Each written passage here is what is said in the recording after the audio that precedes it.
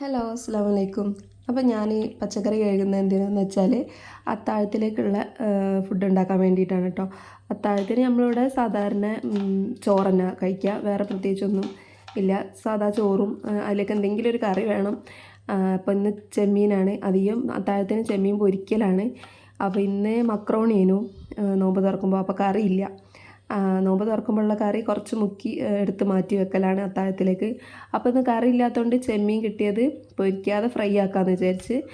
അപ്പോൾ അതിലേക്കുള്ള വെജിറ്റബിൾസ് ആട്ടോ ഞാൻ അരിയുന്നത്. അപ്പം നിങ്ങളെ വീട്ടിലൊക്കെ എങ്ങനെയാണ്?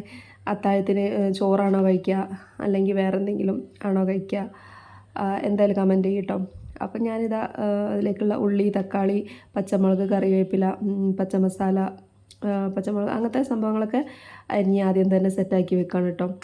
അങ്ങനെ അത് കഴിഞ്ഞ് ഇതാ എല്ലാം അരിഞ്ഞ് സെറ്റായിട്ടുണ്ട്. ഇനി ഇത് ഉണ്ടാക്കാൻ വേണ്ടി തുടങ്ങണം. അപ്പോൾ ഒരു പാൻ വെച്ച് ചൂടായപ്പോൾ ഓയിൽ ഒഴിച്ച് അതിലേക്ക് കുറച്ച് ഉലുവ ഇട്ട് കൊടുക്കാം കേട്ടോ ഫസ്റ്റ് തന്നെ. അപ്പോൾ ഉലുവട്ട് ഒന്ന് മൂത്ത് വരുമ്പോൾ നമ്മൾ ഈ പച്ചക്കറിയൊക്കെ ഇട്ട് കൊടുക്കുക. അപ്പോൾ അത്രയേ ഉള്ളൂ. സിമ്പിളായിട്ടുള്ളൊരു പ്രോൺസ് ഫ്രൈ. അത്യാവശ്യം ഗ്രേവിയും വേണം ചോറിലേക്ക്. വേറെ ചോറാണെങ്കിലും അതിലേക്ക് ഉപ്പേരി, പപ്പടം, ചമ്മന്തി അങ്ങനെ പ്രത്യേകിച്ചൊന്നും വേണമെന്നില്ല കേട്ടോ. ഇവിടെ ആണുങ്ങൾക്ക് ചോറ് നിർബന്ധമാണ്. അതുകൊണ്ടാണ്. നമ്മൾ മാത്രമാണെങ്കിൽ ചിലപ്പം എന്തെങ്കിലുമൊക്കെ പലഹാരം അല്ലെങ്കിൽ ഒരു പഴം കൂട്ടി ചാടിച്ച് മിണ്ടാതിരിക്കും. പക്ഷെ ആണുങ്ങൾക്ക് എന്തായാലും ചോറ് തന്നെ വേണം. അതുകൊണ്ട് പിന്നെ ചോറും കറി ഉണ്ടാക്കുന്നത്. പിന്നെ അതിലേക്ക് പ്രത്യേകിച്ച് പറഞ്ഞ പോലെ ഒന്നും വേണ്ട, എന്തെങ്കിലും ഒരു കറി അല്ലെങ്കിൽ എന്തെങ്കിലും ഒരു പൊരിച്ചത് അങ്ങനെ എന്തെങ്കിലും മതി കേട്ടോ. അങ്ങനെ ഞാൻ ഈ വെജിറ്റബിൾസൊക്കെ ഒന്ന് വാടി വന്നപ്പോൾ അതിലേക്ക് മസാലപ്പൊടികളെല്ലാം ഇട്ട് നല്ലോണം ഒന്ന് വഴറ്റിയെടുത്ത്, പിന്നെ ലേശം ഒരു പുളിപ്പ് ഉണ്ടായിക്കോട്ടെ എന്ന് വിചാരിച്ചിട്ട് കുറച്ച് വിനാഗിരി ഒഴിച്ച് കൊടുക്കുന്നുണ്ട് കേട്ടോ. ഇങ്ങനെ വിനാഗിരി ഇങ്ങനെ ചൂടാക്കുന്നതിനോ എന്താ സംഭവം എനിക്കറിയില്ല, അതിൻ്റെ കുഴപ്പമുണ്ടോയെന്ന് എനിക്കറിയില്ല. അങ്ങനെ ഞാൻ ഉപ്പും മസാലയൊക്കെ ഇട്ട് വിനാഗിരിയൊക്കെ ഒഴിച്ച് നല്ലോണം മിക്സ് ചെയ്തെടുത്ത്, പിന്നെ അതിലേക്ക് നമ്മൾ കഴുകി വൃത്തിയാക്കി വെച്ച പ്രോൺസ് ഉണ്ടായിരുന്നു, അതും കൂടെ ഇട്ട് നല്ലോണം ഒന്ന് മിക്സ് ചെയ്ത് ഒരു അര ഗ്ലാസ് വെള്ളം ഞാൻ ഒഴിച്ചിട്ടുണ്ടായിരുന്നു കേട്ടോ. കൂടുതൽ കറി പോലെ ആക്കില്ല, നോമ്പല്ലേ, കറിയൊന്നും വലിയ പോളിങ് ഉണ്ടാവില്ല. അത്താഴത്തിൻ്റെ സമയത്ത് ജസ്റ്റ് ഒന്ന് തൊട്ട് കൂട്ടാനൊരിത്തിരി വേണമെന്നുള്ളൂ. അപ്പം ഒരു അര ഗ്ലാസ് ഇതാ വെള്ളം ഒഴിച്ച്, കൂടുതലൊന്നും ഒഴിച്ചില്ല. ഇനി അതവിടെ മൂടി വെച്ചിട്ട് വേവിക്കാൻ വെച്ച്, അത് കഴിഞ്ഞ് ഞാൻ ചോറുണ്ടാക്കണമല്ലോ അത്താഴത്തിലേക്കുള്ള, അതിനുള്ള വെള്ളം വെച്ച് തിളച്ചപ്പോൾ അതിലേക്ക് അരി ഇട്ട് കൊടുക്കുകയാണ് കേട്ടോ. അരി കഴുകിയിട്ട് കൊടുത്ത്, അപ്പോൾ റൈസ് കുക്കറിലാണ് ഞാൻ അപ്പോൾ വെക്കൽ.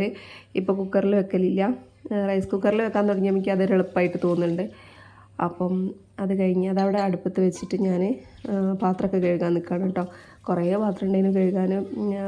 നോമ്പ് തുറന്നു കഴിഞ്ഞപ്പം വല്ലാത്തൊരു ക്ഷീണമെന്ന്, നല്ല ചൂടല്ലേ. അപ്പം ഞാൻ പാത്രം കഴുകാതെ കുറച്ച് നേരം പോയി കിടന്നു കേട്ടോ. മഗ്‌രിബ് നിസ്കരിച്ച് കഴിഞ്ഞ് കുറച്ച് നേരം കിടന്ന്.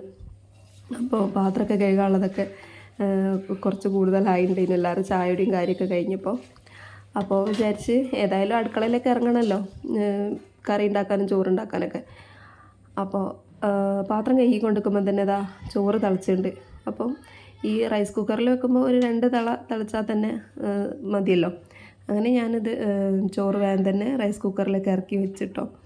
അപ്പോൾ ചോറിൻ്റെ പണി അവിടെ കഴിഞ്ഞ്. ഇനി കുറച്ച് കഴിഞ്ഞ് 1 മണിക്കൂർ 1.5 മണിക്കൂർ കഴിഞ്ഞാൽ ഞാൻ തുറന്ന് നോക്കിയാൽ ചോറ് സെറ്റായിട്ടുണ്ടാവും. അപ്പോൾ വടിച്ചുത്തിയിട്ട് ഞാൻ പോയി കിടന്നുറങ്ങും. അങ്ങനെയാണ് സാധാരണ ചെയ്യൽ. അപ്പം അതിൻ്റെ ഇടയിൽ ഇതാ ചെമ്മീൻ നല്ലോണം വെന്തിട്ടുണ്ട്, നല്ല തിളക്കം വന്ന് സെറ്റായിട്ടുണ്ട്. അപ്പം ചെമ്മീൻ ഞാനവിടെ മൂടി വെച്ച്, പിന്നെ വേഗം തന്നെ പാത്രമൊക്കെ കഴുകി റാക്കൊക്കെ തുടച്ച്, ഇപ്പോൾ പണിയൊന്നുമില്ല, ഇനി കിടക്കണം. നല്ല ലേറ്റ് ആയിട്ടുണ്ട് കേട്ടോ. ഇപ്പോൾ തന്നെ 10 മണിയൊക്കെ കഴിഞ്ഞിട്ടുണ്ട്. അപ്പം ഇനിയിപ്പോൾ 4:30 ആകുമ്പോൾ നമ്മൾ എണീക്കും. അത്താഴത്തിന് 4:30ക്കൊക്കെ എണീക്കൽ. അങ്ങനെ ഞാൻ പാത്രമൊക്കെ കഴുകി വെച്ച് റാക്കെല്ലാം തുടച്ച് കിച്ചൺ ക്ലോസ് ചെയ്ത്, പിന്നെ പണിയെല്ലാം കഴിഞ്ഞപ്പം കുറേ നേരമായി ചായയൊക്കെ കുടിച്ചിട്ട്, അപ്പോൾ എന്തെങ്കിലുമൊക്കെ ഇങ്ങനെ കഴിക്കണം എന്ന് തോന്നിയപ്പോൾ മക്രോണി കുറച്ച് ബാക്കിയുണ്ടായിരുന്നു.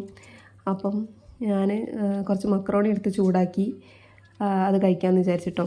അങ്ങനെ അപ്പോൾ ഹസ്ബൻഡ് പറഞ്ഞ് ചായ ഉണ്ടെങ്കിൽ ചായ താന്ന് പറഞ്ഞ്, അങ്ങനെ നോമ്പ് തുറക്കുമ്പോഴത്തേനും ഉണ്ടാക്കിയ പാൽ ചായയും ബാക്കിയുണ്ടായിരുന്നു.